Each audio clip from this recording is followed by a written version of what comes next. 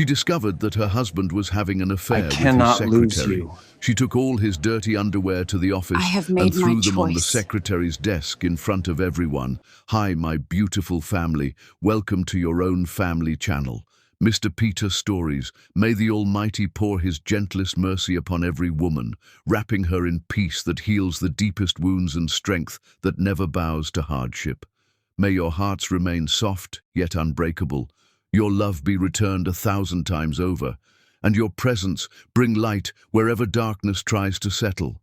You are the soul of families, the quiet power behind every success, the prayers that keep hope alive. May your days be touched with calm, your nights filled with comfort, and your lives surrounded by protection you cannot see but always feel. May every tear be counted, every sacrifice honored, and every dream carried gently into fulfillment. You deserve respect that never fades, love that never ends, and blessings that flow without limit. If your heart is true, like the video, if your love is real, write, "I am with Mr. Peter." Binta Pollard had never been a woman who made scenes, which is exactly why the entire office froze when she kicked open the glass doors with a garbage bag in one hand and her wedding ring in the other.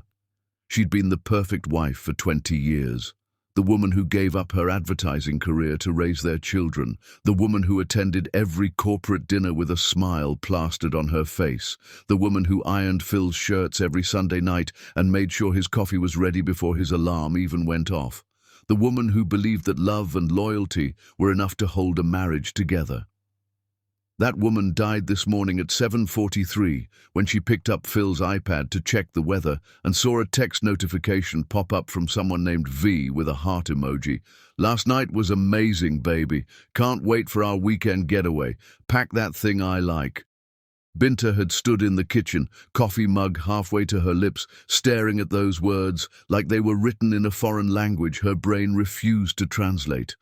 Last night was amazing, but Phil had been home last night. He'd come home at 10, said he was exhausted from the quarterly meeting, kissed her forehead, and gone straight to bed. Except he hadn't kissed her. Not really. He'd aimed for her forehead and missed, landing somewhere near her hairline, like he couldn't even be bothered to connect properly with his own wife. Her hands had trembled as she opened the message thread, each swipe revealing another layer of betrayal. 2 years. They'd been sleeping together for 2 years. Hotel rooms she'd never seen. Romantic dinners at restaurants Phil claimed were too expensive when Binta suggested them for their anniversary. Jewelry she'd never received sitting pretty on Vanessa Cole's neck in photos that made Binta's stomach turn. Weekend business trips that were actually beach getaways where Phil held another woman the way he used to hold her. There was a photo of them in bed together. Phil's arm around this blonde girl who couldn't be more than 30, both of them smiling at the camera like they were a real couple, like Binta didn't exist, like their children didn't exist, like 20 years of marriage could be erased by good lighting and hotel sheets. Binta had set down the coffee mug very carefully, surprised her hands were steady enough to do so. Then she'd walked upstairs to their bedroom where Phil was still sleeping, sprawled across the bed like he owned the whole mattress, snoring softly, peaceful, without a care in the world. She'd stood there watching him sleep, this man who'd shared her bed for 2 decades, and felt something cold and final settle into her chest. Not heartbreak, that would come later. Right now, it was clarity, sharp and absolute. She didn't cry. Crying was for women who were surprised. Binta realized she'd known something was wrong for months. The late nights, the distance, the way he flinched when she touched him, the way he'd stopped looking at her during conversations, the way he'd forgotten her birthday 3 years running. She'd just been too afraid to look directly at the truth, too invested in the fairy tale to admit it had turned into a nightmare. So instead of crying, Binta went to their bedroom and collected every piece of Phil's dirty laundry from the past week. Crusty socks that smelled like feet and failure, boxers with stains she didn't want to think about, undershirts yellowed from sweat. She stuffed everything into a black garbage bag, the symbolism not lost on her. His dirty secrets, his dirty laundry, his dirty lies, all going exactly where they belonged. She looked at him one more time before leaving. Still sleeping, still peaceful, still completely unaware that his entire world was about to implode. Good. She drove to his office building downtown, her grip on the steering wheel so tight her knuckles went white. The morning traffic was heavy, but Binta barely noticed. Her mind was eerily calm, like the eye of a hurricane. Around her, chaos. Inside her, perfect stillness. She parked in the visitor spot. She'd parked there 100 times for company events, always feeling proud to be Mrs. Simons, always smiling and playing the supportive wife. That woman was dead now. The woman walking into this building had nothing to lose and everything to gain. She walked through the lobby like she owned the place. Security recognized her as Mrs. Simons and smiled, holding the elevator door. "Good morning, Mrs. Simons. Mr. Simons is in a meeting." "Perfect," Binta said, her voice steady as steel. The elevator ride to the 14th floor felt like floating, like she was watching herself from outside her body, like this was happening to someone else and she was just an observer. The doors opened to the sleek modern office space where Phil worked as VP of operations. Glass walls, expensive art, young employees typing frantically at their computers. She'd been here dozens of times for company parties, always playing the supportive wife role. Not today. Binta spotted Vanessa Cole immediately, young, blonde, sitting at her desk outside Phil's office in a tight dress that probably cost more than Binta's grocery budget. The girl looked up, and her face went pale, eyes widening like she'd seen a ghost, or maybe like she'd seen the wife. "Mrs. Simons." Binta didn't let her finish. She dragged the garbage bag across the pristine white floor, the sound making everyone in the open office area turn and stare. Phones were already coming out, recording. Good. Let them watch. Let the whole world watch. She reached Vanessa's desk, and for 1 second, just one, she looked the girl directly in the eyes, saw the fear there, the guilt, the realization that actions have consequences. Then she dumped the entire bag. Dirty underwear exploded everywhere, a sock landed in Vanessa's coffee, boxers draped across her keyboard, an undershirt hit her in the face. The girl shrieked, jumping back from her chair like the clothes were on fire. "You like sleeping with married men?" Binta's voice carried across the entire floor, clear and strong. "Here's what comes with him. Enjoy washing his dirty shit, since you're so good at handling other people's leftovers." The office was dead silent. 50 people stood frozen, mouths open, phones recording every second. That's when Phil came running out of the conference room, his face white as paper, eyes wild with panic. "Binta, wait! This isn't what, Phil?"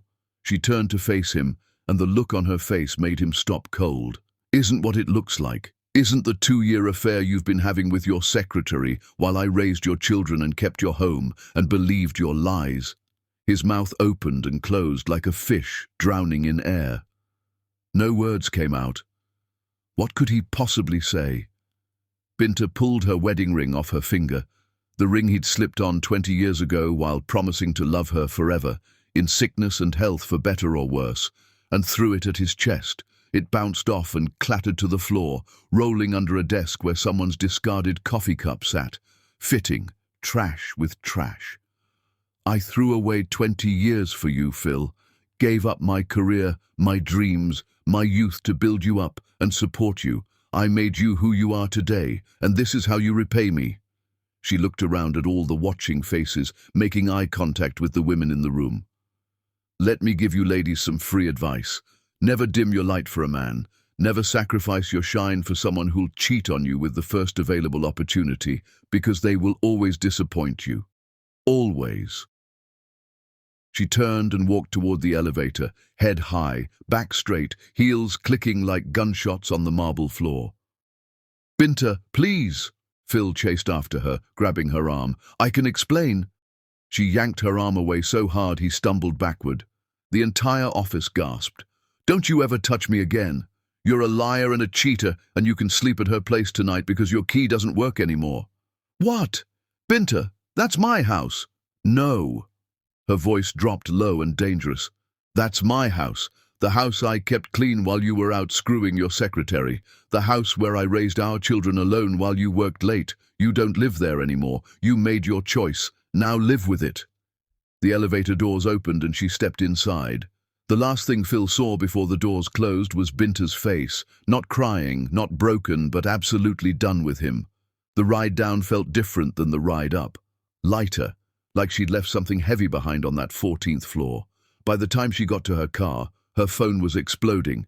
Text after text, call after call. She ignored all of it. By the time she got home, the video had already gone viral. 5 million views. 10 million. Her phone was a constant stream of notifications, messages from people she hadn't talked to in years, news outlets asking for interviews, strangers calling her a hero. But Binta ignored all of it. She walked into her house, her sanctuary, and found her sister Imani already there, sitting at the kitchen table with a bottle of wine and a folder, thick with papers. "I saw the video," Imani said quietly. "You were magnificent." Binta finally let herself feel it. The betrayal, the humiliation, the rage. She sank into a chair and Imani pushed the folder across the table. "I hired a private investigator 2 months ago," Imani said. "I knew something was wrong when you stopped smiling. I'm sorry, Binta. I'm so sorry." Binta opened the folder with shaking hands. Photos spilled out. Phil and Vanessa at romantic restaurants, walking on the beach, kissing in parking lots. And then the gut punch. Photos of them at her mother's beach house. The house Binta's parents let them use for family vacations. The house where her children had built sandcastles and learned to swim. The house where Binta had made 1,000 happy memories. He'd defiled even that. 2 years, Binta whispered. "He's been lying to my face for 2 years." "I know." Imani reached across and squeezed her hand. "But you know what? You just became the most powerful woman on the internet. That video is everywhere. Women are calling you a hero. They're saying you're their inspiration." Binta looked at her sister, this woman who'd always had her back, and felt something shift inside her. Not sadness, not anymore. Rage. Pure, crystallized rage. "He's going to regret this," Binta said quietly. "I'm going to make damn sure he regrets this for the rest of his life." Imani smiled. "That's my sister. Now drink this wine, and then we're changing every lock in this house." Chapter 2. The Family Fractures. Binta's son Isaiah punched a hole in the living room wall when she showed him the photos, and her daughter Aliyah locked herself in the bathroom for 3 hours. That's when Binta realized her children's hearts were breaking just as badly as hers. She'd waited until they got home from school to tell them. Isaiah first, since he was older. Her 17-year-old son, 6'2" and built like a linebacker from all his basketball training, had always been his father's shadow, following Phil to games, learning to change oil in the garage, talking about college like it was something they'd do together. Binta sat him down in the kitchen and said the words that would change his life. "Your father has been having an affair with a woman from his office for the past 2 years. Isaiah's face went through 5 emotions in 3 seconds. Confusion, disbelief, understanding, hurt, and then pure rage. He stood up so fast his chair fell backward. "What?" "I'm sorry, baby. I know this hurts." "Where is he?" Isaiah's voice was shaking. "Where the fuck is he?" Isaiah, "No, Mom. Where is that piece of—" He couldn't even finish the sentence. His hand balled into a fist, and before Binta could stop him, he punched the living room wall. The drywall cracked and caved inward, leaving a hole the size of his knuckles. "Isaiah!" Binta grabbed his shoulders, but he was crying now, her big, strong son crying like he was 5 years old again. "How could he do this to you? To us? Mum, how could he?" Binta pulled him into her arms, this boy who'd gotten too tall for her to hold properly anymore, and let him break down against her shoulder. His whole body shook with sobs.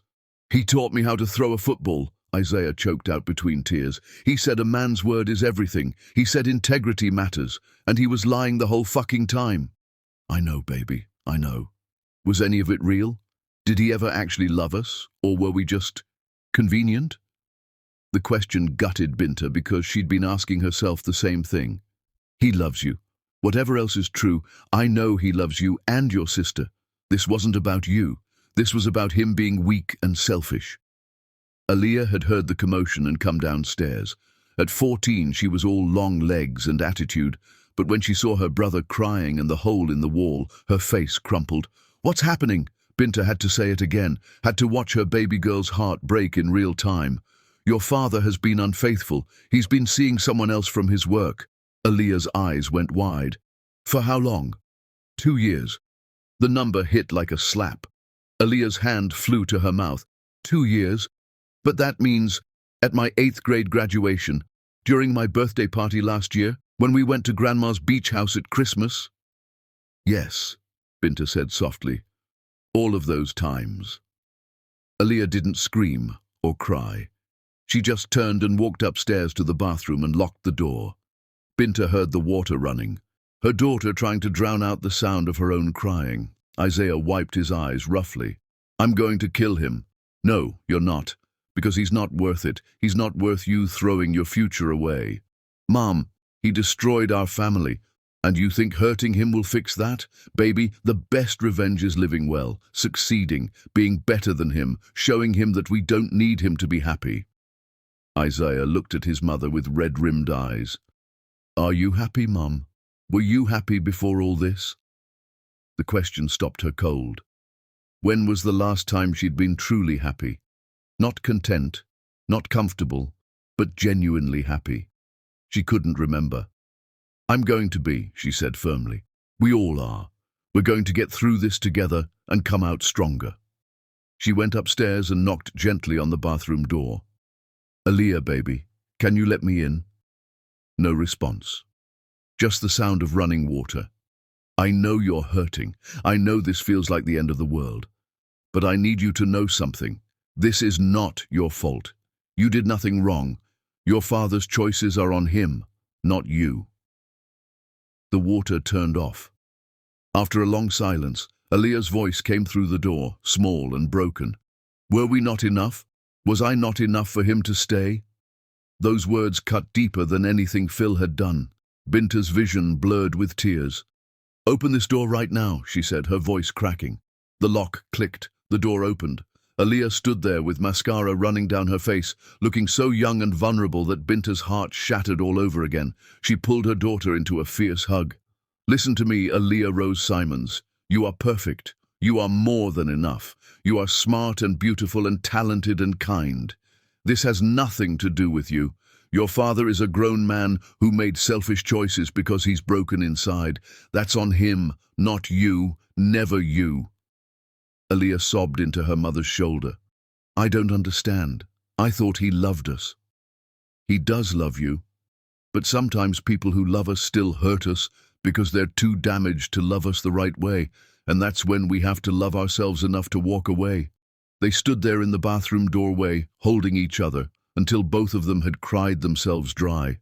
That's when Binta heard it, the sound of a car in the driveway, then someone trying a key in the front door lock and finding it didn't work. Phil. It was almost midnight when Phil showed up. Binta heard the car in the driveway, heard him trying his key in the lock and finding it didn't work. Imani had called a locksmith that afternoon, changed every lock, every code, every way Phil could access this house. The doorbell rang, then again, then knocking, then pounding. "Binta! Binta! Open the door. Please, we need to talk." Isaiah appeared at the top of the stairs, his face hard. "I'll handle this." "Baby, no."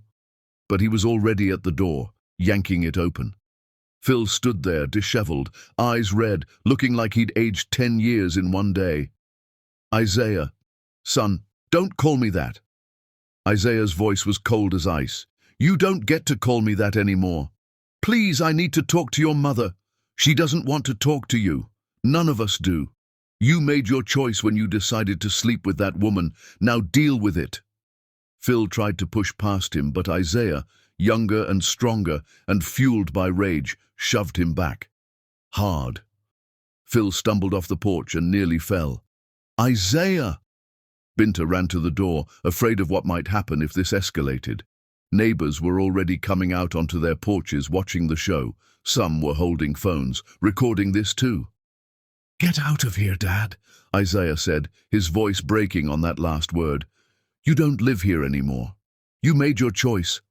This is my house. I paid for this house." "Wrong." Imani appeared beside Binta, phone in hand.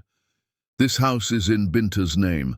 Has been since your parents gifted you the down payment 15 years ago. You want to check the deed?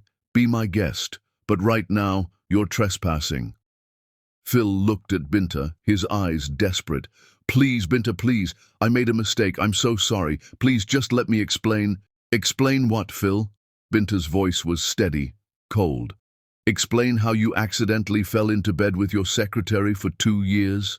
Explain how you accidentally took her to my mother's beach house? Explain how you accidentally spent money on her that should have gone to our children? What exactly do you want to explain?" "I don't know what I was thinking." "You weren't thinking about us, that's for damn sure." A police car pulled up, lights flashing. Someone had called them. The officer approached slowly. "Everything okay here?" "This man is trespassing," Imani said firmly. "He doesn't live here, and we've asked him to leave." Phil looked at the officer, then at Binta, then at his son standing in the doorway looking at him like he was a stranger. "Fine," Phil said, his voice broken. "Fine, but this isn't over, Binta. I'm not giving up on us." "There is no us anymore," Binta said. "You made sure of that." She closed the door in his face and heard him break down on the lawn, heard him sobbing to the officer who was clearly uncomfortable with this domestic disaster, heard him eventually get in his car and drive away. Only then did she let herself collapse against the door. Aaliyah's door opened upstairs, her daughter's voice, small and broken. "Mom?" "Yeah, baby." "Were we not enough? Was I not enough for him to stay?" Those words cut deeper than anything Phil had done. Binta ran upstairs and pulled her daughter into her arms. "Listen to me, Aaliyah. This is not about you. This is about a weak man who didn't appreciate what he had. You are perfect. You are enough. You are more than enough. This is on him. All of it. Do you hear me?" Aaliyah sobbed into her mother's shoulder, and Binta held her tight, making a silent vow that she would protect these babies from any more pain, even if she had to destroy Phil to do it. The next morning, Binta's parents arrived. Her mother swept into the house like a hurricane, immediately pulling Binta into a hug that smelled like home and safety. Her father, a quiet man who rarely showed emotion, sat down heavily on the couch, his jaw tight with barely contained anger. "Where is he?" her mother asked. "Gone. I changed the locks." Her mother nodded approvingly. "Good.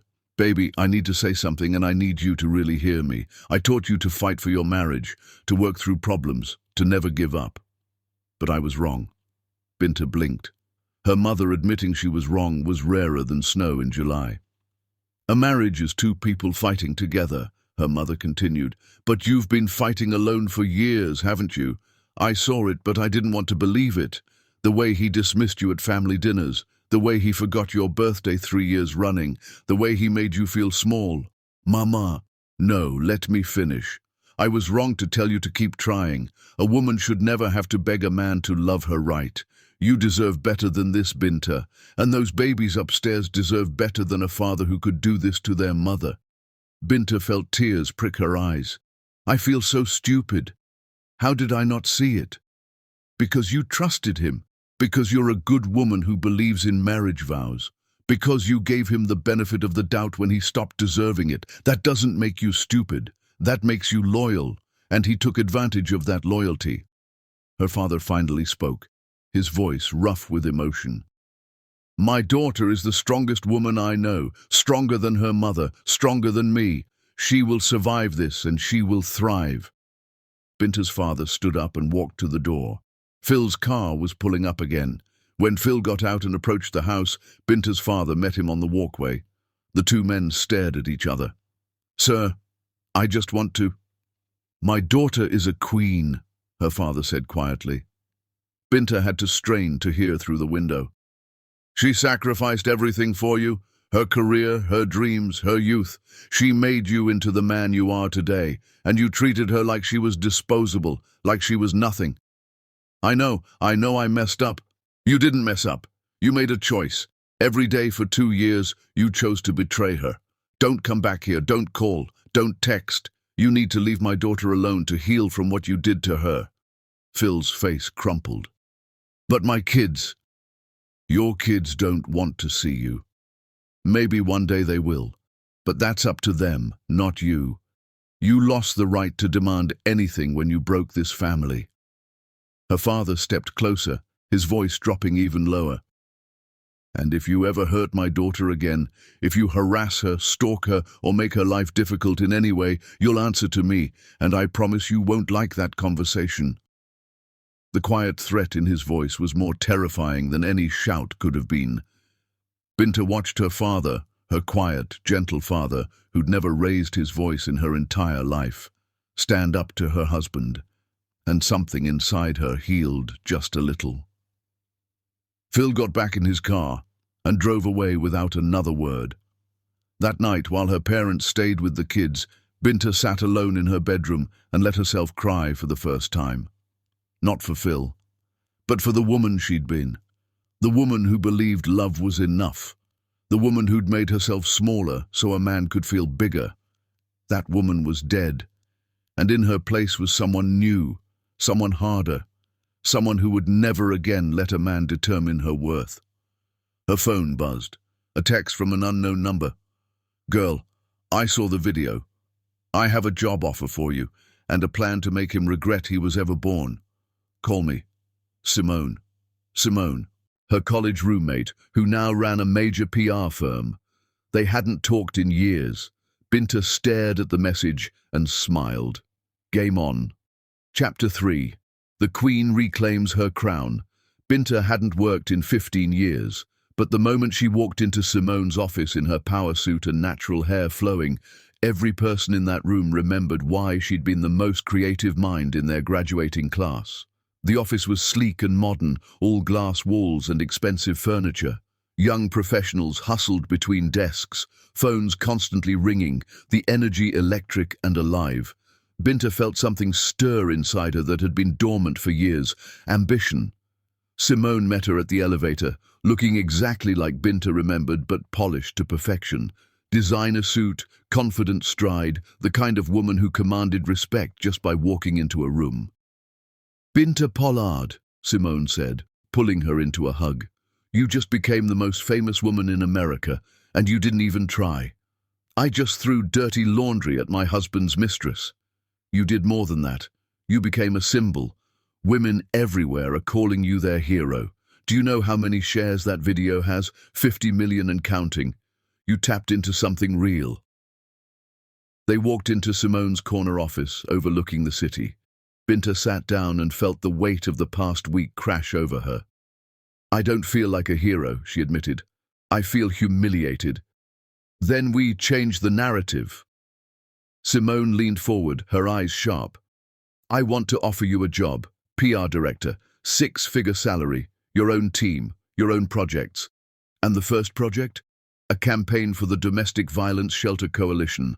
Real stories, real women, raw and unfiltered." "Simone, I haven't worked in 15 years. "So? You were brilliant in college. You had more natural talent in your pinky than half these kids with their fancy degrees. You think that went away just because you took time off to raise children? Please, talent doesn't expire." Binta felt tears prick her eyes. "I don't know if I can do this." "Yes, you can. And you know why? Because you just walked into your husband's office and destroyed him in front of 50 people without breaking a sweat. If you can do that, you can do anything." Binta took the job. Her first day was terrifying. Young employees stared at her like she was a celebrity, which technically she was. The video had made her internet famous. People whispered and pointed. Someone asked for a selfie. But when Simone introduced her to the team working on the shelter campaign, something clicked. These were real people, with real stories of leaving abusive relationships, rebuilding their lives, finding strength they didn't know they had. Binta knew those stories. She was living one. The conference room fell silent when she walked in for her first strategy meeting.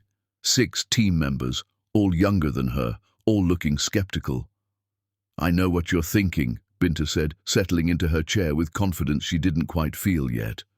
"You're wondering if the viral video woman can actually do this job, if I'm just here because Simone feels sorry for me, if I have any idea what I'm doing." A few uncomfortable glances were exchanged. "Fair questions," Binta continued. "Here's what I know. I've been married for 20 years to a man who made me feel invisible, who made me question my worth, who convinced me that my only value was in supporting him. Sound familiar?" One woman nodded slowly. "That's what this campaign needs to be about. Not victimhood, not sadness, not poor broken women who need saving. I want this campaign to scream strength, transformation, evolution, show the world what happens when a woman decides she's worth more than the man who tried to diminish her." The youngest team member, a girl who couldn't be more than 23, raised her hand tentatively. "What's your vision for the tagline?" Binta didn't hesitate. The words came from somewhere deep inside, from the woman she was becoming. She didn't break, she evolved. The room went silent. Then one person started clapping, then another. Within seconds, everyone was applauding. Over the next 3 weeks, they created magic. Binta worked harder than she'd worked at anything in years. Late nights in the office, pouring her pain and rage and hope into campaign materials that made even the toughest team members cry. Videos of real women sharing their stories, not dwelling on the abuse but celebrating their rebirth. The final commercial showed a woman walking out of darkness into light, her voice strong. "He thought breaking me would end me. Instead, it freed me." The campaign launched on a Tuesday. By Wednesday, it had 10 million views. By Friday, 25 million. Major news outlets picked it up. Donations to the Shelter Coalition tripled. Women started sharing their own stories with the hashtag #SheEvolved. And Binta Pollard became the face of a movement she hadn't even meant to start. Simone called her into the office, grinning like she'd won the lottery. "You just won us 3 industry awards and we haven't even finished week 1. The board wants to promote you to senior PR director." It's been 3 weeks.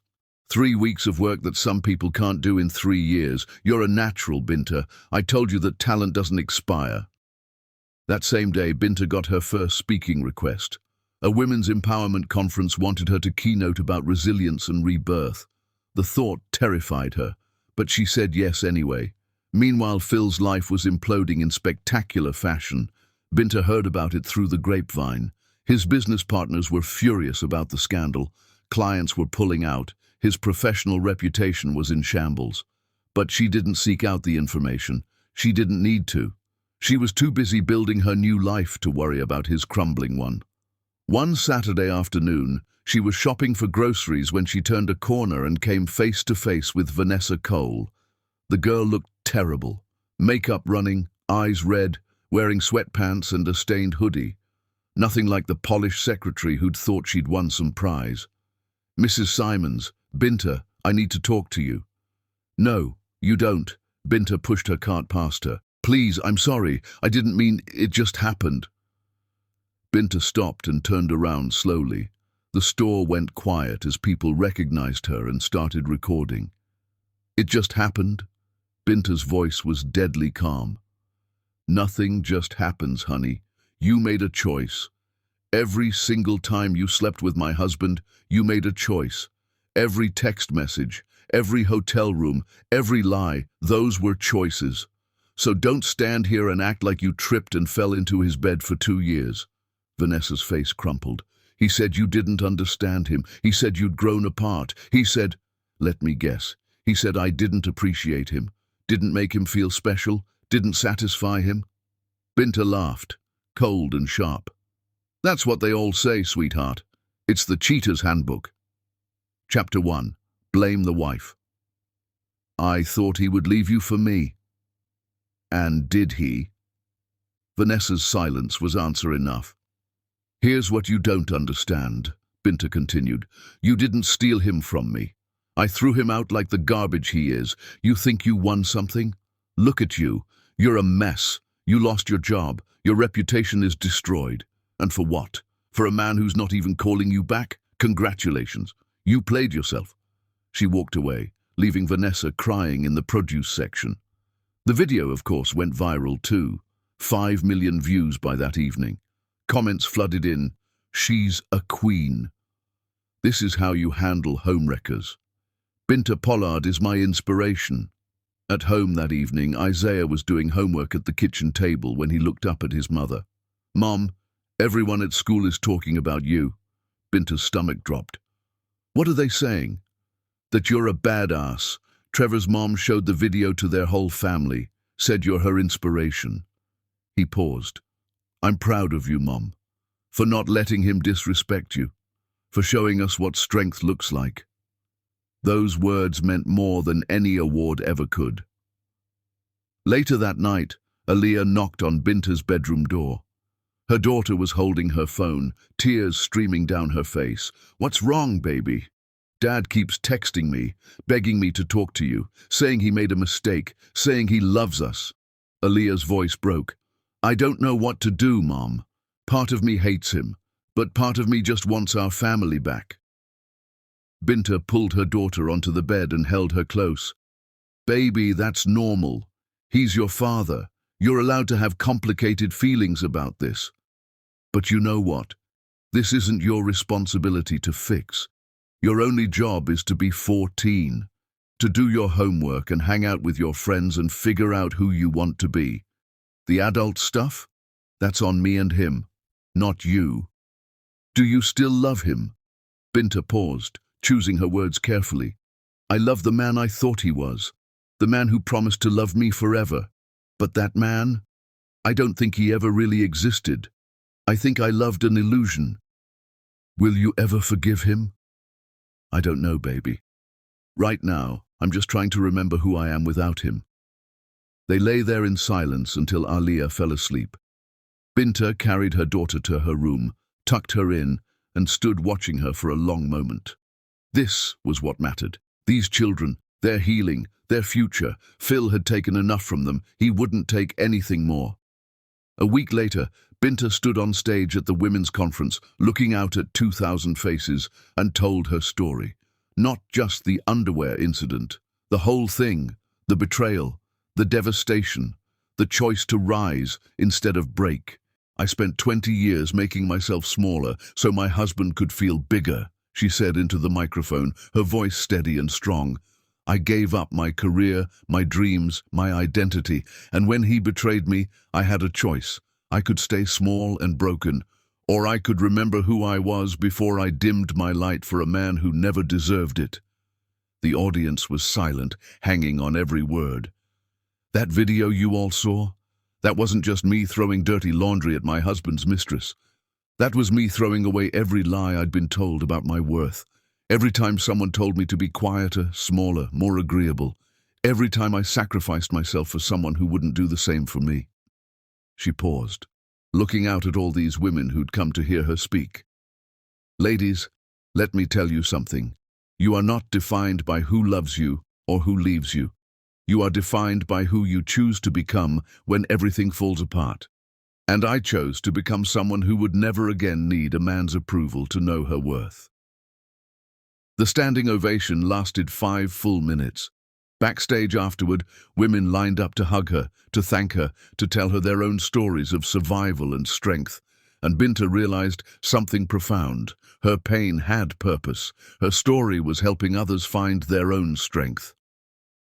That night, she drove home feeling lighter than she had in years. She pulled into her driveway and sat in the car for a moment, looking at her house, with lights glowing warm in the windows. She'd built this life. She was building a new future, and she was doing it all without Phil Simons. Her phone buzzed. A text from an unknown number, but she recognized the pattern. Phil had been trying different numbers to get around her blocks. The message read, I saw you speak. You were incredible. I'm so proud of you, even though I have no right to be. I destroyed the most amazing woman I've ever known. I'm sorry, Binta. for everything. She stared at the message for a long moment, then deleted it without responding. He didn't get to be proud of her. He didn't get to celebrate her success. He'd chosen to miss this, chosen to throw away the woman who would have built him up while she built herself up. That was his loss to carry, not hers. Chapter 4. The liar gets exposed. Vanessa Cole walked into Binta's office with tears and a fake pregnancy test, not knowing that Binta Pollard hadn't survived 20 years of marriage by being naive. Binta was in a meeting when her assistant Gloria knocked on the glass door, her face apologetic. "I'm sorry to interrupt, but there's a Vanessa Cole here demanding to see you. She says it's urgent." Every head in the meeting turned to stare. They all knew who Vanessa was. Binta took a slow breath and stood up. "Excuse me for a moment." She walked to the lobby where Vanessa stood, looking terrible, hair unwashed, wearing the same sweatpants from the grocery store, clutching a wadded tissue in one hand. "We need to talk," Vanessa said, her voice shaking. "No, we don't. Get out of my office." "I'm pregnant." The lobby went silent. Gloria's eyes went wide.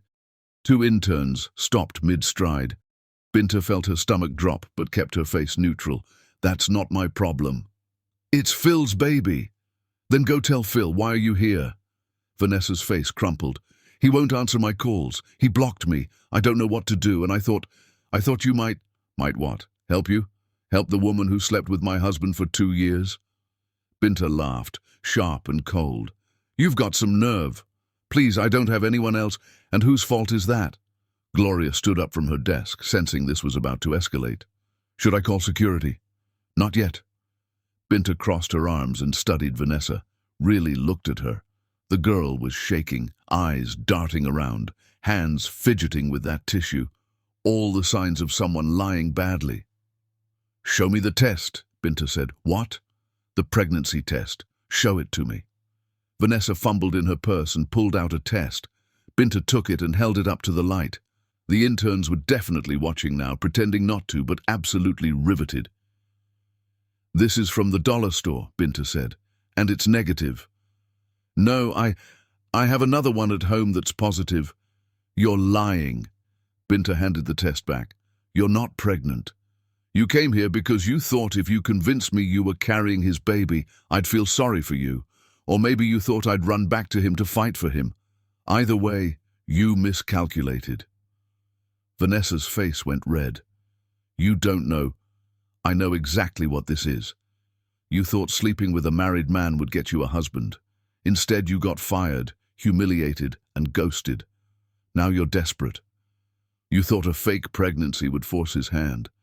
But here's what you don't understand about Phil. He's a coward. If you really were pregnant, he'd run even faster. You're such a bitch. And you're a homewrecker, but only one of us has to live with being known for that. Now get out of my office before I have you arrested for trespassing. He doesn't even love you anymore. He told me, let me stop you right there." Binta stepped closer, her voice dropping low and dangerous. "I don't care what he told you. Men will tell the other woman anything to justify what they're doing. They'll say the wife is cold, boring, doesn't understand them. It's all lies to make themselves feel better about being cheaters. You believed those lies because you wanted to. You thought you were special, but you weren't. You were just there. Convenient. Easy." Vanessa was crying now, mascara running down her face in black rivers. "The saddest part," Binta continued, "you broke up a family for a man who doesn't even respect you enough to answer your calls. You destroyed your own reputation for someone who treated you like a secret. Was it worth it?" "I loved him."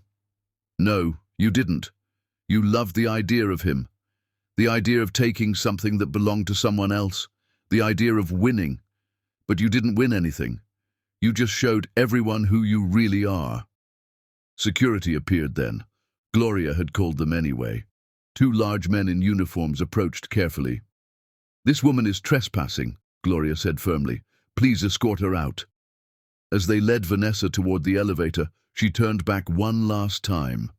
"You're going to regret this. You're going to..." The elevator doors closed, cutting off whatever threat she'd been planning. The lobby exploded into whispers. Binta turned to find half the office watching through the glass walls. "Show's over," she said calmly. "Back to work." She walked back to her office with her head high, and as she passed Gloria's desk, her assistant whispered, "That was the most badass thing I've ever seen." "Just another Tuesday," Binta muttered. But her hands were shaking when she closed her office door. She sat down heavily in her chair and let out a breath she didn't know she'd been holding. Her phone buzzed. A text from an unknown number. "I saw what happened. Vanessa's mother. I'm so sorry for what my daughter did. You didn't deserve that. Neither did your family." Binta stared at the message for a long time before responding. "Thank you. I appreciate that." Another buzz. "I raised her better than this. I don't know what happened, but I want you to know. She's suffering for what she did. Lost her job, lost her reputation, can't find work anywhere. Some people are saying she deserves it. I don't know anymore." Binta felt an unexpected pang of sympathy, not for Vanessa, but for this mother watching her daughter destroy herself. She wrote back, "Your daughter made adult choices. Now she has to face adult consequences. But I hope she learns from this. I hope she becomes better." The response came quickly. "You're a better woman than most. I hope you find happiness." Binta set her phone down and stared out the window at the city below. Was she happy? Not yet, but she was getting there. That evening, she came home to find Isaiah with a black eye. "What happened?" Binta demanded, immediately going into mom mode. "Nothing. It's fine." "Isaiah, some kid at school made a joke about you, about the video, called you a—" He stopped, clearly not wanting to repeat it. "I handled it. By fighting. By defending you." Isaiah's jaw was set stubbornly. "I'd do it again too." Before Binta could respond, there was pounding on the front door.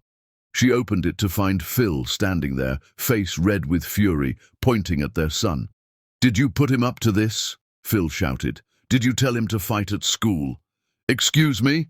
Some kid's parents just called me, said Isaiah beat up their son. This is on you, Binta. You're poisoning them against me." Isaiah appeared behind his mother, moving to stand between her and Phil. "Nobody told me to do anything. I defended Mom because some punk was talking shit about her. You know, like a real man does? Like you should have done instead of sleeping with your secretary?" "Isaiah, you don't understand." "I understand perfectly. You cheated on Mom. You broke our family. You humiliated her in front of the whole world. And now you're mad that I won't let people disrespect her? You're pathetic." Phil's face crumpled. "Son, please, don't call me that. You lost the right." Binta put her hand on Isaiah's shoulder. "Go inside, baby." "Mom." "Inside. Now. Let me handle this." Isaiah shot his father one more disgusted look before heading inside, slamming the door behind him. Binta and Phil stood on the porch in silence. "He hates me," Phil said quietly. "My son hates me." "What did you expect? You destroyed his trust. You destroyed his family. Of course he's angry." "I made a mistake." "Stop calling it a mistake." Binta's voice rose. "A mistake is forgetting to buy milk. A mistake is missing an exit on the highway. What you did was a choice, a 2-year-long choice. You chose to betray me every single day. You chose to lie to my face. You chose to take that girl to my mother's house. Those weren't mistakes, Phil. That was who you really are." "I was wrong. I know I was wrong. But I'm trying to fix it." "There's nothing to fix. We're done. The only relationship you need to worry about now is the one with your children. And that's going to take time. A lot of time. More time than you probably have patience for." "I'll wait as long as it takes." "Then start by leaving us alone. Stop showing up here. Stop the crying and begging. Start going to therapy. Start figuring out why you did this. Because until you do, nothing's going to change." Phil looked at her with desperate eyes. "Do you think you'll ever forgive me?" Binta thought about that question, really thought about it. "I don't know," she said honestly. "Right now, I can barely look at you without feeling sick. Maybe someday that'll change, but today is not that day. She went inside and locked the door. Through the window, she watched Phil stand on her porch for 5 minutes before finally walking to his car. He sat in the driver's seat with his head on the steering wheel, shoulders shaking. Binta felt nothing. Chapter 5. The cracks in the armor. Binta Pollard was winning at work, winning in the streets, winning everywhere except in the quiet moments at 2 in the morning when her bed felt too big and her heart felt too heavy. 3 months had passed since the scandal. Binta's career was soaring. The shelter campaign had won 3 major awards. Simone promoted her to senior PR director with her own corner office. Magazine interviews, speaking engagements, women's groups wanted her to share her story of rising from betrayal. On the outside, she was thriving. On the inside, she was barely holding it together. The nights were the worst. During the day, she could stay busy, work, kids, errands, meetings. But at night, when the house was quiet and the kids were asleep, the thoughts came flooding in. 20 years. She'd given this man 20 years of her life. Some nights she'd lie in bed and replay every moment, looking for the signs she'd missed. Had she been too focused on the kids? Had she let herself go? Had she stopped being interesting? The rational part of her brain knew none of that justified what he'd done, but the broken part kept asking, what if? Her sister Imani had moved in temporarily to help with the kids and caught Binta one night at midnight, sitting in the dark kitchen with a bottle of wine. "How long have you been up?" Imani asked gently. "Can't sleep." "How many nights this week?" "All of them." Imani sat down across from her. "Talk to me." "I gave him everything." Binta's voice cracked. "My career, my dreams, my youth. I believed him when he said we were building a life together. I trusted him. And it wasn't enough. I wasn't enough." "Stop that right now. This is not about you not being enough." "Then why did he cheat? Why did he need her if I was enough?" "Because he's broken, Binta. Not you, him. This isn't about what you lacked. This is about what he lacked. Character, integrity, respect. You could have been perfect, and he still would have cheated because the problem was inside him, not in anything you did or didn't do." Binta knew her sister was right. Logically, she knew. But emotions don't follow logic. "I hate that I still care," she whispered. "I hate that part of me wants to know if he's okay. I hate that after everything he did, I'm still worried about him." "That's because you're human. And because real love doesn't just disappear overnight, even when it's been betrayed. But that doesn't mean you should take him back. It just means you're grieving. And that's okay." Binta wiped her eyes. "I'm tired of grieving. I want to feel strong again." "You are strong. You're the strongest woman I know. But strength doesn't mean you don't feel pain. It means you feel it and keep going anyway." Meanwhile, Phil's life had completely fallen apart. His business partners had forced him out of the company, bought his shares for a fraction of their worth. His career was destroyed. No one in the industry wanted to touch him after the scandal. He'd gone from VP of operations to working at a used car dealership, trying to make enough money to pay child support. His fancy downtown apartment, gone. Repossessed car, check. He'd moved into a 1-bedroom apartment in the worst part of town, the kind of place where sirens wailed every night. Every friend who'd been so eager to golf with him and drink his expensive scotch had vanished. His phone, once constantly buzzing with invitations and networking opportunities, sat silent. Even his own brother had cut him off. "You had a queen and you treated her like trash. Don't call me until you fix yourself." Phil had started drinking, heavily, showing up to his car dealership job hungover. Missing work, getting written up. He'd hit rock bottom and started digging. One night, drunk and alone, he called Binta. She didn't answer. He called again. Again. Finally, she picked up. "What do you want, Phil?" "I just wanted to hear your voice." "You're drunk." "I'm sorry. I'm so sorry, Binta. I ruined everything. The best thing that ever happened to me, and I destroyed it for nothing. She meant nothing. It was all nothing." "Phil, I think about killing myself sometimes, just ending it. Would you even care? Binta's blood ran cold. Don't you dare put that on me. If you're having those thoughts, call a therapist, call a hotline, but don't call me trying to manipulate me with suicide threats. I'm not trying to manipulate. Yes, you are. Even now, you're trying to make yourself the victim. Get help, Phil. Real help. Because this isn't my responsibility. She hung up and immediately called his brother, told him what Phil had said.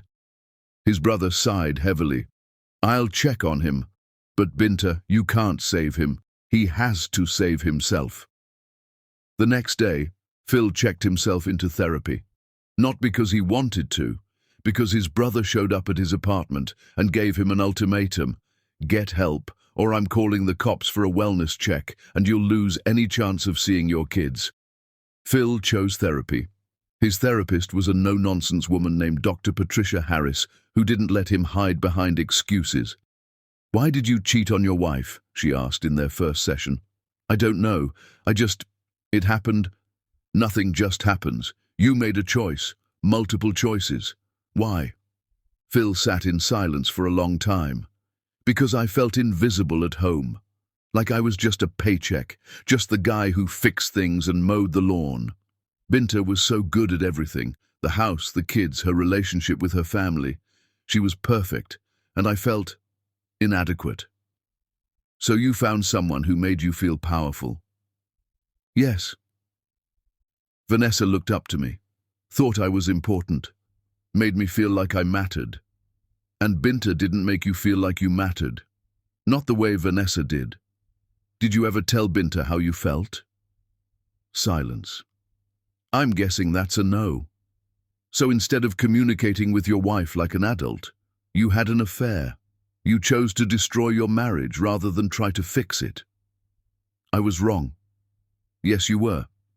But the question is, why were you wrong? What inside you made that seem like a reasonable choice? Over the weeks that followed, Phil started unpacking his own issues, his fear of not being good enough, his need for external validation, his inability to communicate his needs, the way he'd built his identity around work and status instead of family and character. It was painful, humiliating, necessary. He wrote letters to his kids, long letters explaining and apologizing without making excuses. Isaiah sent his back unopened. Aaliyah read hers but didn't respond. Months passed. Binta's life continued to improve. She was dating, nothing serious, just reminding herself that she was still desirable, still worthy of attention. She joined a gym and started working out, started wearing clothes she liked instead of the conservative outfits Phil had preferred, started rediscovering who she was outside of being Phil's wife. The kids were healing too, slowly. Isaiah's grades improved. Aaliyah joined the drama club.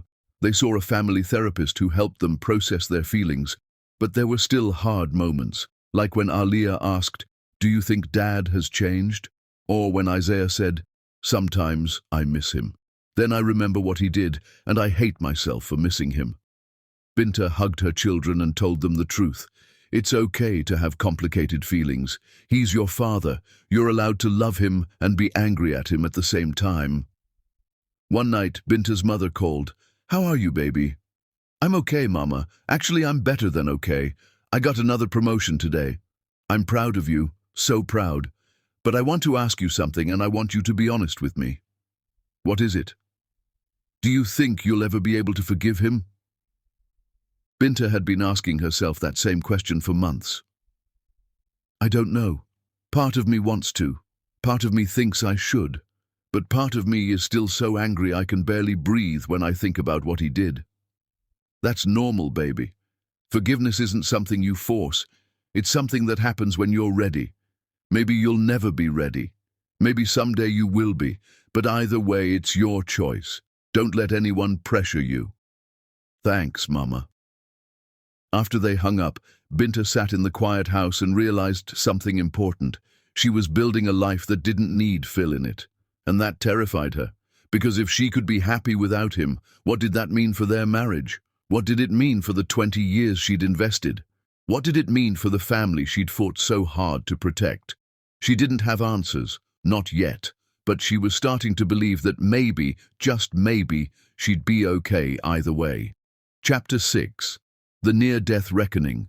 Binta stood in the hospital hallway, staring at room 347, wondering why her legs wouldn't move and why her heart was beating so damn fast for a man she swore she hated. The call had come at 11 at night. A police officer's voice, professional and detached. "Mrs. Simons, your husband has been in a car accident. You're listed as his emergency contact. He's at General Hospital." Ex-husband, Binta had corrected automatically, even as her heart dropped into her stomach. Now she stood frozen outside his room, while Imani held her hand. "You don't have to go in," her sister said quietly. "He has a brother. You don't owe him anything." "I know." But she couldn't make herself walk away, and she couldn't make herself go forward either. Her mind was at war with itself. Part of her, the part that had been humiliated and betrayed, wanted to turn around and leave him alone in that hospital room. Let him wake up to an empty chair and understand what it felt like to be abandoned. Let him suffer the way she'd suffered. He deserves this, she thought. He deserves to be alone and scared and in pain. But another part of her, the part that had loved him for 20 years, that had built a life with him, that had held his hand through his father's funeral and celebrated promotions and raised 2 children together, that part couldn't walk away. 20 years don't just evaporate because someone betrays you.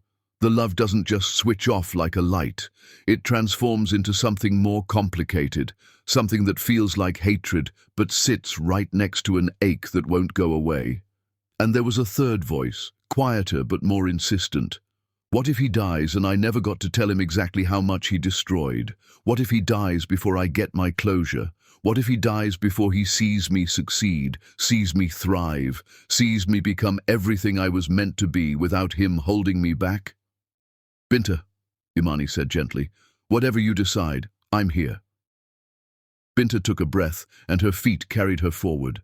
Phil looked terrible, face bruised and swollen. Left arm in a cast, monitors beeping steadily. He was sleeping or unconscious, Binta couldn't tell. The doctor had said broken ribs, concussion, fractured arm.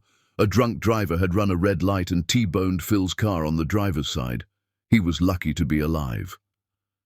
Binta sank into the chair beside his bed and stared at this man who'd been her whole world for 20 years. He looked smaller than she remembered. Vulnerable, human. His hair was graying at the temples. When had that happened? Lines around his eyes she'd never noticed before. He looked older, worn down, broken. She hated that she still cared. "Why am I here?" she whispered to the sleeping man. "Why do I still give a damn after what you did to me?" Phil's eyes fluttered open. He stared at her for a long moment, like he wasn't sure if she was real. "Binta?" "Yeah." His eyes filled with tears. "You came." "Don't read into it. The hospital called. I'm still your emergency contact, apparently." "I never changed it." His voice was rough, scratchy. "Couldn't bring myself to." "That's not my problem." "I know." He tried to shift and winced in pain. "How bad is it?" "Broken ribs, concussion, fractured arm. Doctor says you'll recover, but it'll take time." "Great. More time to think about how I destroyed my life." Binta stood up. "I should go." "Please don't." His voice broke. "I know I don't deserve it. I know I have no right to ask, but please just stay, just for a few minutes." Against her better judgment, she sat back down. They sat in silence for a long time. The monitors beeped. Somewhere down the hall, a baby cried. The hospital smell, antiseptic and sickness, filled Binta's nose. "I've been going to therapy," Phil said finally, "twice a week, trying to figure out why I did what I did, why I threw away everything that mattered. And I was a coward. I was insecure and selfish, and I couldn't handle feeling inadequate, so I found someone who made me feel important. But it was all fake. The importance, the power, all of it. Meanwhile, I had real love at home, and I was too stupid to appreciate it. Is this supposed to make me feel bad for you? No, I'm not asking for sympathy. I'm just trying to be honest. For once in my life, I'm trying to be honest. Binta's phone buzzed. Isaiah. Is he okay? Should we come? She texted back. He'll live. Stay home with your sister. I'll be back soon. When she looked up, Phil was watching her. How are the kids? Healing. No thanks to you. I know. I wrote them letters. Isaiah sent his back. Aaliyah read hers but didn't respond. You can't fix 2 years of betrayal with words on paper, Phil. I know that too. He closed his eyes. I know I can't fix any of this. I know you're never going to forgive me. I know I destroyed the best thing that ever happened to me. I just wanted you to know that I see it now. I see what I lost, and it's killing me. Good. The word came out harsher than she intended. You should feel that. You should carry that for the rest of your life, because that's what you did to me. You killed the woman I was, the woman who trusted you, the woman who believed in us. She's dead because of you. Phil was crying now, silent tears running down his bruised face. I'm sorry. God, Binta, I'm so sorry. I don't want your apologies. I want my 20 years back. I want my career back. I want my faith in love back. Can you give me those things? No? Then your apologies mean nothing. She stood up to leave. Binta, wait. What? Thank you for coming. Even if it was just because the hospital called. Thank you for not leaving me alone. Binta looked at him, really looked at him. This broken man in a hospital bed, crying and apologizing and trying to make sense of the mess he'd created. And she felt nothing. No anger, no love, no pity, just nothing. Empty, exhausted, done. Get better, Phil, for the kids. They don't need to lose their father completely, even if he doesn't deserve them. She walked out and didn't look back. In the hallway, she found not just Imani, but Isaiah and Aaliyah too. They'd come anyway. Mom, is he... Aaliyah's voice was small, scared in a way that made Binta's heart hurt. He's going to be fine. Broken bones and bruises, but he'll recover. Can we see him? Isaiah asked, trying to sound like he didn't care, but failing. His jaw was tight, hands shoved deep in his pockets, shoulders tense. That's up to you. You don't owe him anything, but if you want to see him, I won't stop you. Both kids looked at each other, having one of those silent sibling conversations Binta had seen 1,000 times. Some unspoken agreement passed between them. 5 minutes, Isaiah said. We'll give him 5 minutes. Binta watched her children walk into their father's hospital room and felt her heart crack open. They were trying to navigate an impossible situation, loving a man who'd broken their trust, missing a father who'd failed them. She leaned against the wall, suddenly exhausted, and closed her eyes. 10 minutes later, they emerged. Aaliyah's eyes were red from crying. Isaiah looked shell-shocked. They walked in silence to the parking lot, got in the car, drove halfway home before Aaliyah spoke. He looks so small, she whispered. I've never seen Dad look small before. Isaiah stared out the window. He kept apologizing, over and over, said he didn't deserve us visiting him. He doesn't, Binta said quietly. I know, but Mom, seeing him like that, broken, crying, it made me feel... Isaiah struggled for the words. I've been so angry at him. I wanted him to suffer, but seeing him actually suffering, it didn't feel good. It just felt sad. Aaliyah wiped her eyes. He asked if we hated him. I didn't know what to say. What did you say? Binta asked. I said sometimes. Sometimes I hate him. Sometimes I miss him. Sometimes I wish none of this ever happened, and we could go back to being a normal family. Binta pulled into their driveway and turned off the car. They sat in darkness for a moment. There's no such thing as normal, Binta said. Every family has their mess. Ours just happens to be messier than most. But you two, you're allowed to feel however you feel. Hate him, love him, miss him, be angry at him, all of it, at the same time. That's okay. Isaiah looked at his mother. Are you okay, Mom? Honestly, I don't know. Seeing him in that hospital bed, I expected to feel something. Satisfaction that he's suffering, or sadness that he's hurt, or anger that he put himself in that position. But I felt nothing. And that scares me more than anything. Why? Because feeling nothing means I've shut down completely, and I don't want to be someone who can't feel anymore. They went inside. Imani had tea waiting. Later that night, Binta lay in bed, unable to sleep. Her phone rang. Marcus, Phil's brother. I know this is a lot to ask, Marcus said carefully. But Phil can't be alone right now. Doctor's orders. He needs help with basic tasks while he heals. I would take him, but I'm traveling for work. I was wondering. Absolutely not. I know what he did. But Binta, he has no one else. And the kids, they should see their father healing, not suffering alone in some crappy apartment. Maybe it would be good for them. To see real consequences, to have real conversations instead of avoiding each other. Binta wanted to say no. Every cell in her body screamed to say no. Let me think about it. She hung up and stared at the ceiling. The next morning, she told the kids about the request. He needs help recovering. His brother asked if he could stay here, in the guest room. Aaliyah's face lit up with hope. Would you let him? I don't know. What do you two think? Isaiah was quiet for a long time. I think maybe we should. Not for him, but for us.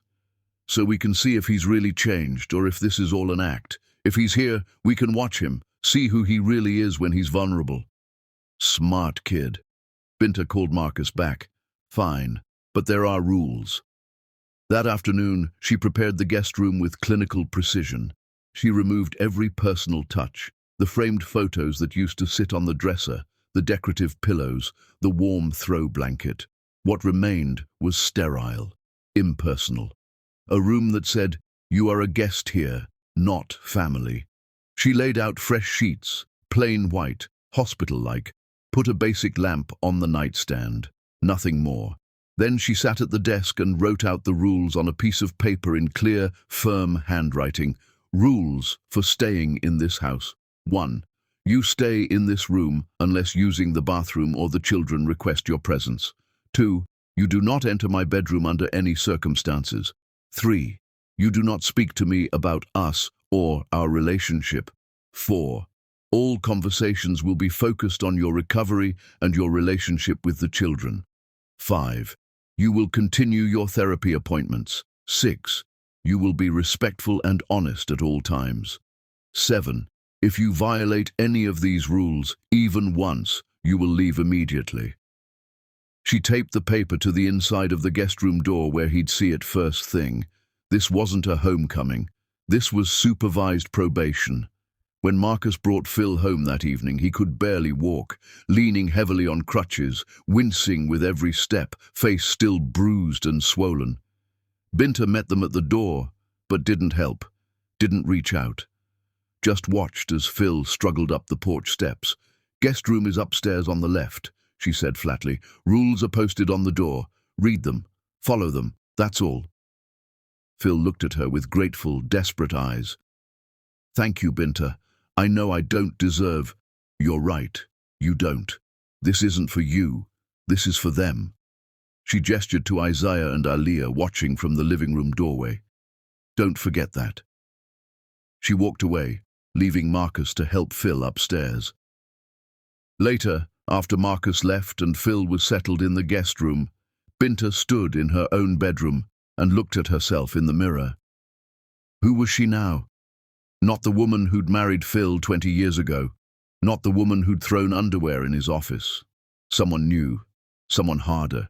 Someone who could let her broken husband sleep under her roof while feeling absolutely nothing for him. She wasn't sure if that made her strong or broken. Maybe both. Her phone buzzed. A text from Keisha. Heard Phil is staying with you. Are you insane? Binta typed back, probably, but it's my kind of crazy. She climbed into bed alone, listened to the sounds of her house, her children's voices down the hall, the creak of floorboards, the hum of the refrigerator, and felt the weight of the decision she'd made. Phil Simons was back under her roof, but he was not back in her life. Not yet. Maybe not ever. That was entirely up to him. Chapter 7. The Test of Time. Having Phil Simons back under her roof was like letting a wolf sleep in the living room. Binta kept one eye open at all times, waiting for him to prove he was still the same man who destroyed her. The first few days were awkward as hell. Phil stayed mostly in the guest room, only coming out for meals and when the kids wanted to see him. He was quiet, respectful of boundaries, clearly in pain both physically and emotionally. Binta watched him like a hawk, analyzing every word, every gesture, looking for signs of manipulation or dishonesty. She found none. One morning she came downstairs to find Phil in the kitchen, attempting to make breakfast. It was a disaster. Burned toast smoking in the toaster, eggs somehow scrambled and stuck to the pan at the same time, coffee overflowing from the pot. "What are you doing?" Binta demanded. Phil jumped, nearly dropping the spatula. "I wanted to make breakfast for everyone, to say thank you for letting me stay. You're making a mess." "I know, I'm sorry, I'm not great at cooking. You always handled—" He stopped himself. "I'll clean it up." Isaiah appeared in the doorway, took one look at the kitchen, and burst out laughing. "Dad, what the hell did you do to those eggs?" "I don't know. I followed the instructions and they just stuck." "You didn't use butter, did you?" "Was I supposed to?" Even Binta almost smiled. "Almost." "Move," she said, taking over. "Sit down before you burn the house down." Within 15 minutes, she'd salvaged the breakfast into something edible. They all sat at the table together for the first time in months. Binta, Phil, Isaiah, Aaliyah, and Imani, who'd raised an eyebrow at the whole scene. It was weird, uncomfortable, but not terrible. "This is good, Mom," Aaliyah said, taking a bite of eggs. "Better than Dad's crispy hockey pucks," Isaiah added. Phil laughed, a genuine sound that Binta hadn't heard in forever. "Hey, I tried." "Trying and succeeding are two different things," Isaiah shot back, but he was smiling. After breakfast, Phil went to his therapy appointment. He'd been going twice a week, even with his injuries. Binta had driven him the first time, sitting in the waiting room and resisting the urge to eavesdrop. Weeks passed. Phil followed every rule, stayed in his lane, focused on healing and building a relationship with the kids, helped with homework from his limited capacity, drove Isaiah to basketball practice once his arm healed enough, watched Aaliyah's drama club rehearsal and actually paid attention. He didn't push Binta for anything, didn't try to have deep conversations about their relationship, didn't make excuses or beg for forgiveness. He just existed, trying to be better. Binta found it deeply confusing. One night she overheard him on the phone with his therapist. She hadn't meant to eavesdrop, but the guest room door was cracked open. "I don't know if she'll ever forgive me," Phil was saying. "I don't even know if I deserve forgiveness. But I need to be the man my kids can be proud of. Even if Binta never takes me back, even if I die alone, I need to be better than the person I was." "That's good progress, Phil." The therapist's voice came through the speaker. "You're focusing on internal change rather than external outcomes. That's how real growth happens." "I just wish I could take it all back. Every lie, every betrayal. I would give anything to go back and make different choices. But you can't. So what can you do now? Be better, show up, be honest, be the father I should have been all along." Binta quietly walked away from the door, her heart doing something complicated in her chest. The recovery period was supposed to be 6 weeks.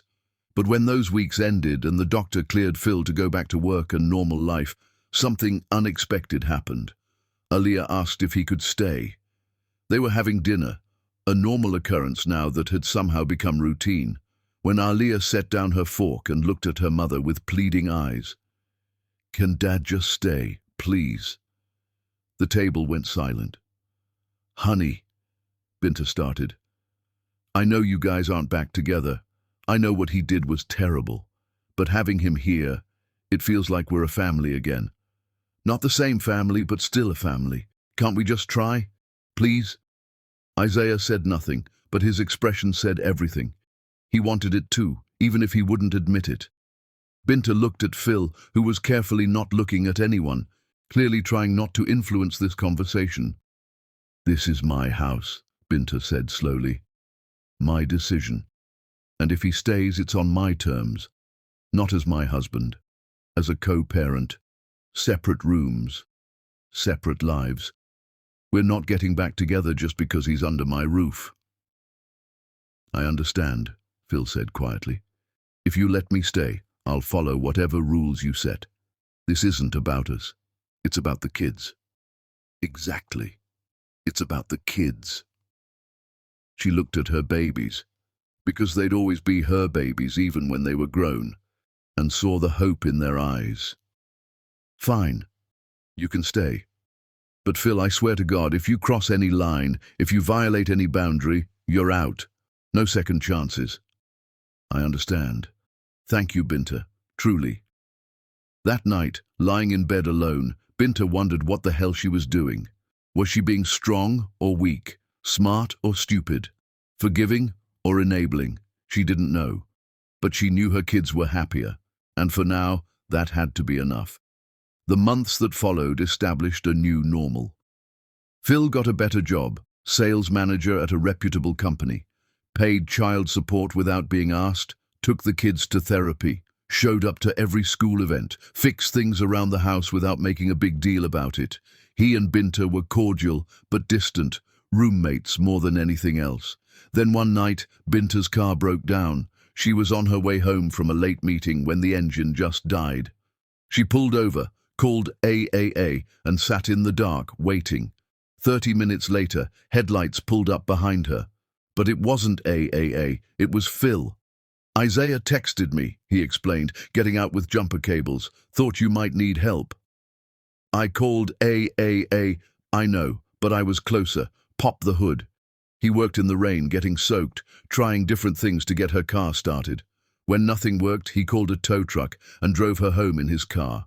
They rode in silence for a while before Binta spoke. "You didn't have to do that." "I know. I wanted to." "Why?" Phil was quiet for a long moment.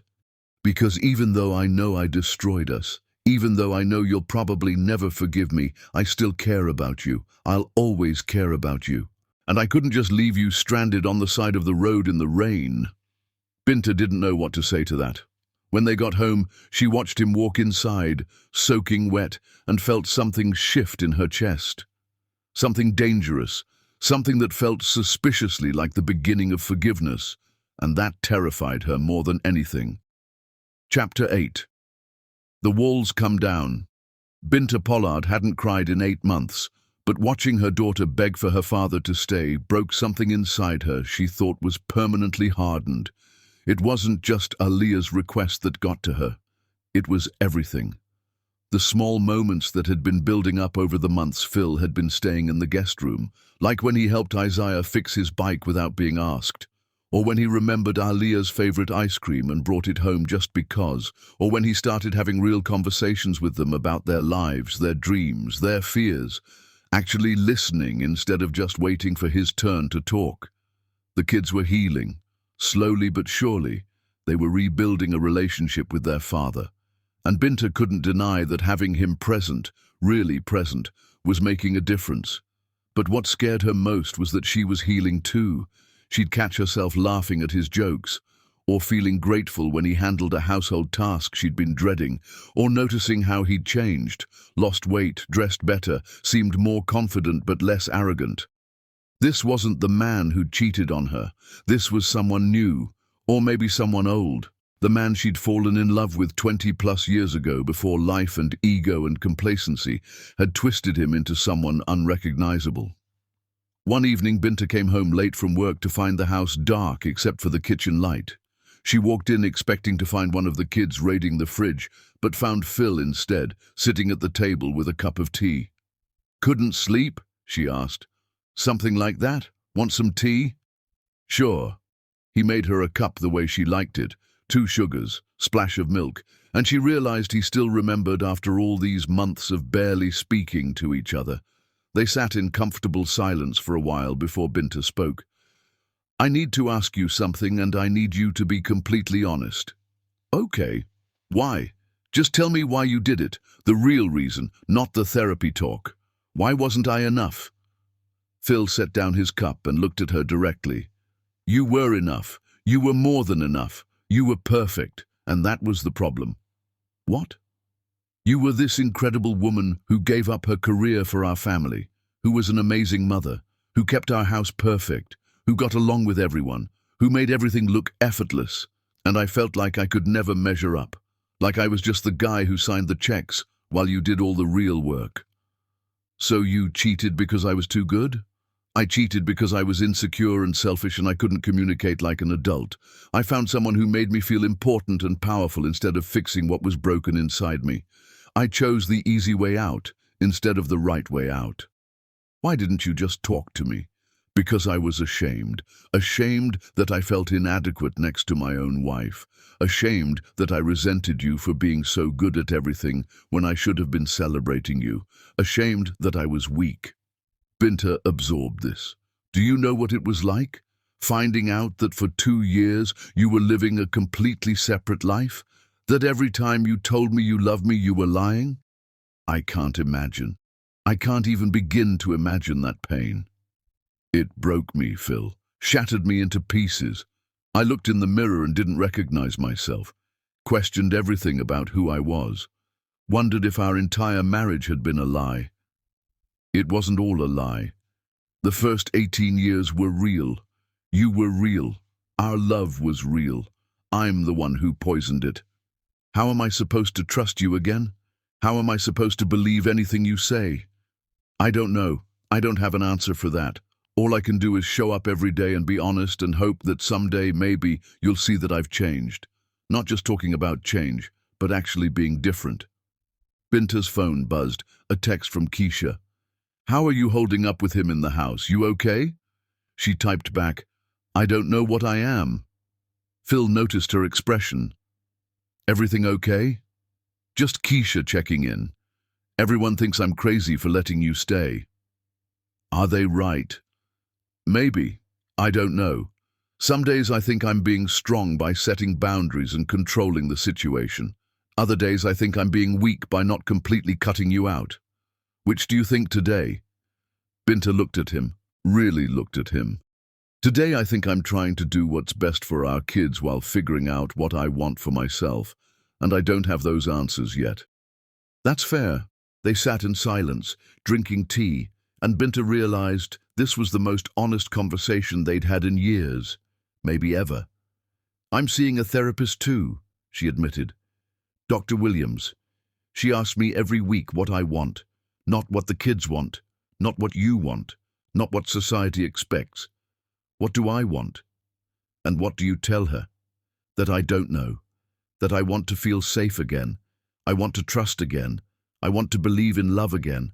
But I don't know if I can do any of that with you, or if I need to do it without you.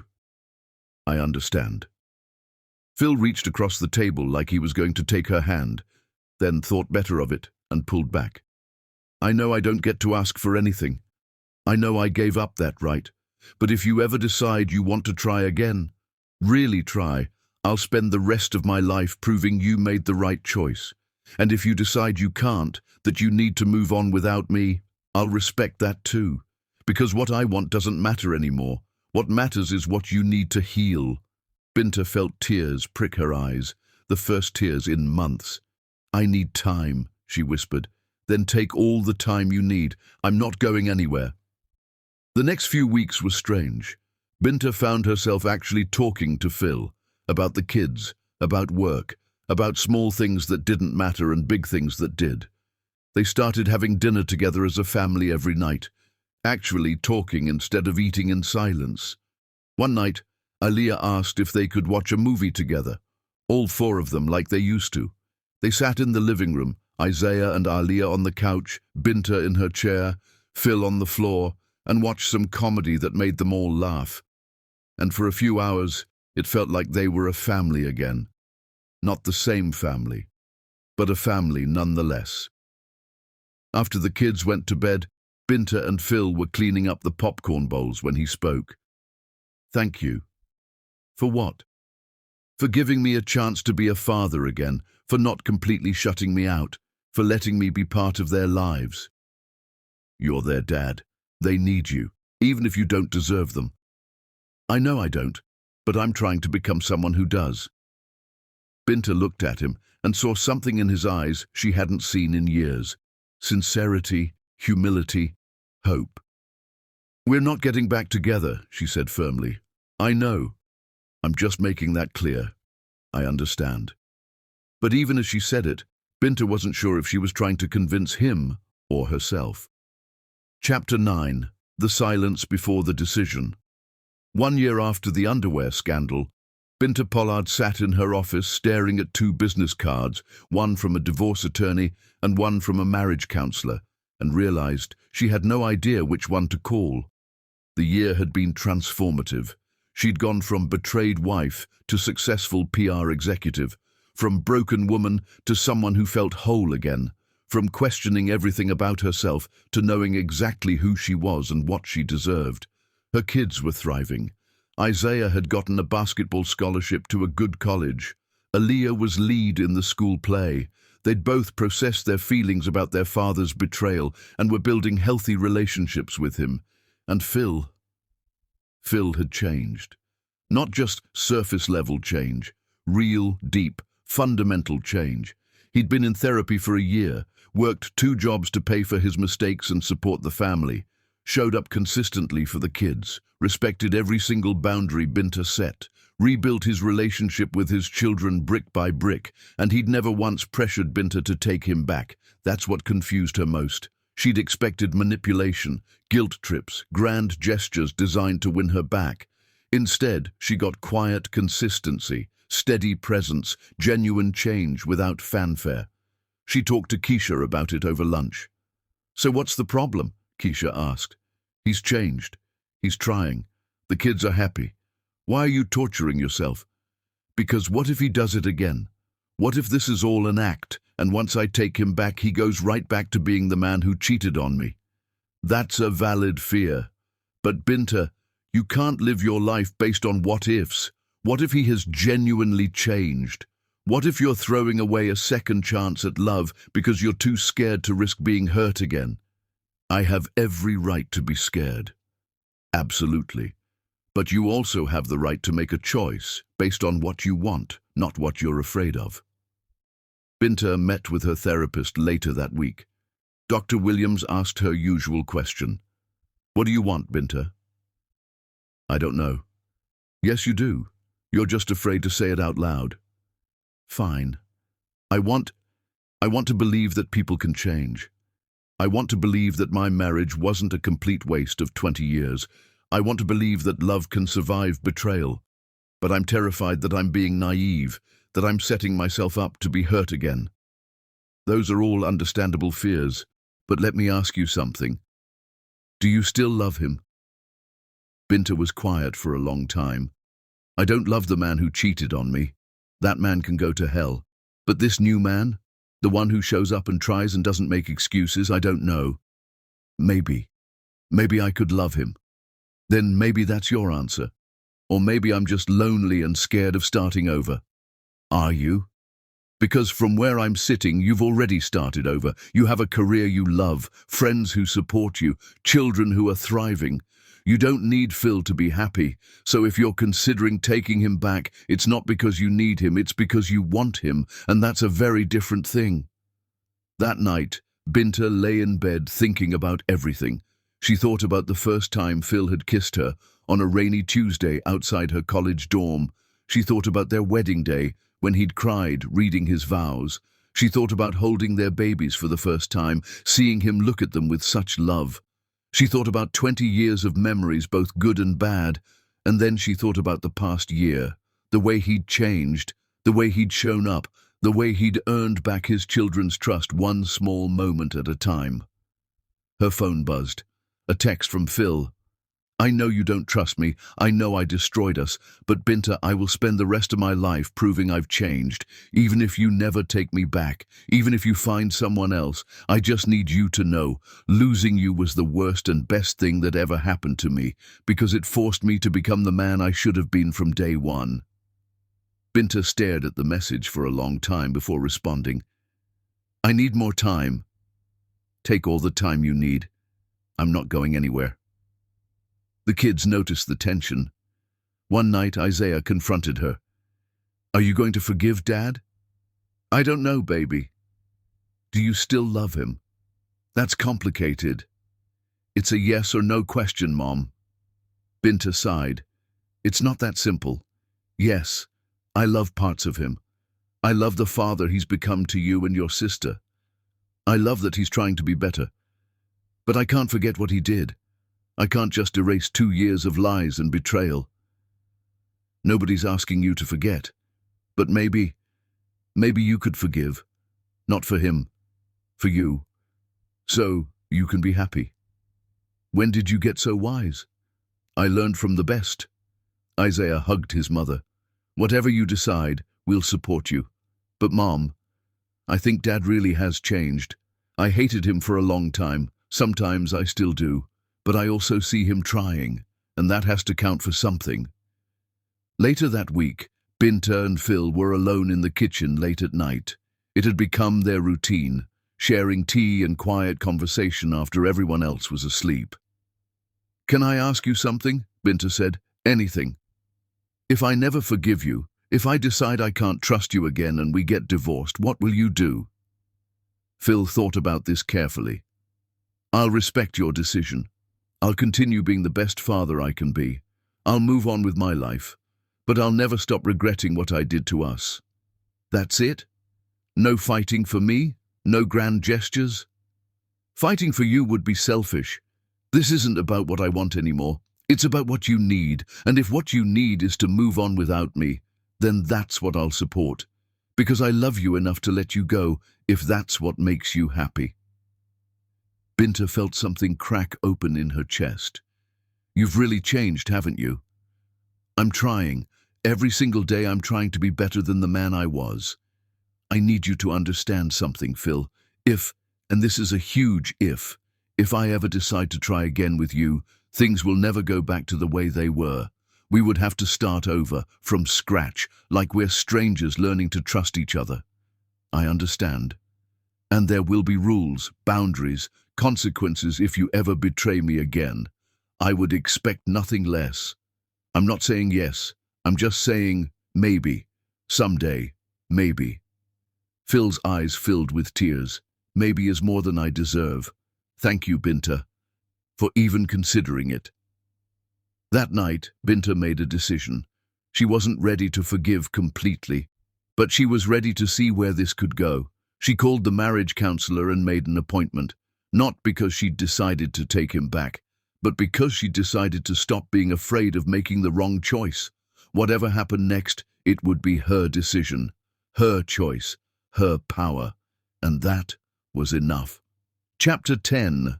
Tough Reunion. Binta Pollard made Phil Simons wait exactly 1 year, 3 months, and 14 days before she finally answered the question he'd been too scared to ask. And when she did, she made damn sure he understood that this wasn't forgiveness, it was a choice. Their anniversary had passed quietly. Well, their former anniversary. The date they'd gotten married all those years ago. Phil hadn't mentioned it, hadn't made a big deal, had just gone about his day like it was any other day, but 2 weeks later he asked if they could talk. Just the two of us, somewhere neutral, no pressure, just a conversation. Binta agreed. They met at the park where he'd proposed, back when they were young and naive, and believed love could conquer anything. It was late afternoon, the sun starting to set, casting everything in golden light. Phil was already there when Binta arrived, sitting on a bench, looking nervous as hell. Thanks for coming, he said when she sat down beside him, careful to leave space between them. What did you want to talk about? Us, our future, or lack thereof. I needed to know where we stand. I can't keep living in this limbo. I need to know if there's any chance, or if I should start looking for my own place and we move forward as co-parents only. Binta had known this conversation was coming, had been preparing for it, but now that it was here, her heart was racing. You want honesty? She asked. Always. You destroyed me, Phil. You took 20 years of love and loyalty and trust and you crushed it for some girl at work who meant nothing. You humiliated me in front of the world. You broke our children's hearts. You made me question everything about myself, my worth, my value, whether I was even lovable at all. Phil's face crumpled. I know. I'm not done. You made me feel like I wasn't enough, like all those years of sacrifice and support and love meant nothing because you still went looking elsewhere. Do you have any idea what that does to a person? Any idea at all? I can't imagine. Binta, don't apologize. I'm tired of apologies. I need you to understand the magnitude of what you did. You didn't just cheat. You killed the woman I was, the woman who believed in forever, the woman who thought love could survive anything. She's dead because of you.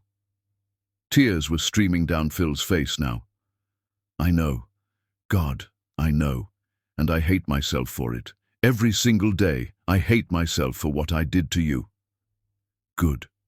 You should hate yourself. You should carry that guilt for the rest of your life. They sat in silence for a moment, the weight of everything hanging between them. Then Phil spoke, his voice breaking. So that's it then? We're done? I didn't say that. He looked at her, confused, hopeful, terrified. What I said was that you killed the woman I was. But you know what? She needed to die. Because she was too naive, too trusting, too willing to make herself small for a man who didn't appreciate her. And in her place, someone new was born, someone stronger, someone who knows her worth, someone who won't ever again settle for anything less than she deserves. You deserve the world. I know I do. The question is, are you capable of giving it to me? I want to be. I'm trying to be. Trying isn't enough, Phil. I need you to understand something. If I take this risk, if I open my heart to you again, I need to know that you won't destroy it. Phil dropped to his knees right there in the park, looking up at her with tears streaming down his face. Binta, please. I know I don't deserve another chance. I know I destroyed everything. But I'm begging you. Give me the opportunity to prove I've changed. Not with words, but with actions. With time. With consistency. Please. I'll do anything. Anything. Binta looked down at this broken man on his knees and felt something shift inside her. Not forgiveness. Not yet. But maybe the possibility of it. Get up, Phil. Not until you answer me. Please, I'm begging you. Don't give up on me. I said get up. He stood slowly, wiping his eyes. You don't get to beg me for anything. You lost that right when you cheated. What you get to do is show me. Show me every single day that you've changed. Show me through your actions, not your words. I will. I swear I will. Don't swear, just do it. We start from zero. Completely over. That marriage ended the day you betrayed me. If we do this, we're starting fresh. Like we just met. We date, slowly. We go to couples therapy. We rebuild trust one small moment at a time. Yes, anything. And there are rules. Complete transparency. I have access to your phone, your email, your location at all times. You continue therapy indefinitely. We have weekly check-ins.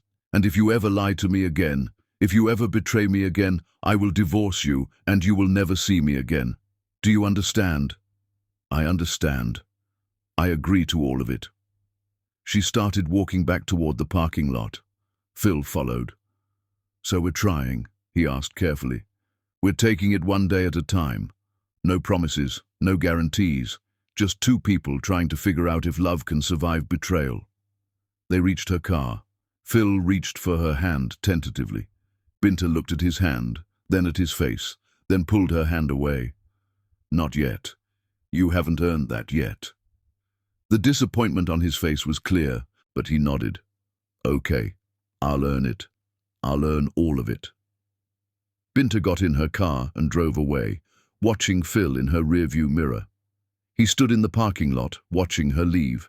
When she got home, the kids were waiting. Well, Aaliyah asked, what did you decide? Binta sat down with both of them. I decided to give your father a chance to prove he's changed, not a guarantee, not forgiveness, just a chance. Isaiah shrugged. I think he's trying. I still don't fully trust him, but I see the effort. I'm happy, Aaliyah said. I want our family back, even if it's different. It will be different, Binta assured them. Very different. But different doesn't mean bad. That night, Binta sat alone in her room and thought about everything. She'd given Phil a chance, not because she was weak, but because she was strong enough to make her own choice. This was her decision, her power, her life, and whatever happened next, she would face it as the woman she'd become, unbreakable, unapologetic, and unwilling to settle for anything less than she deserved. Her phone buzzed. A text from Phil. "I won't let you down, I promise." She didn't respond, because promises meant nothing. Only time would tell if this broken man could truly become the person she needed him to be. And Binta Pollard had all the time in the world to find out. She'd survived the worst betrayal imaginable and came out stronger. Whatever happened next, she'd survive that too, because she wasn't just a survivor anymore. She was a queen, and queens don't beg for love. They choose who deserves it. The end. Wishing you an advanced start to a truly wonderful Christmas season. May your holidays be bright, joyful, and filled with love and laughter long before December 25th even arrives.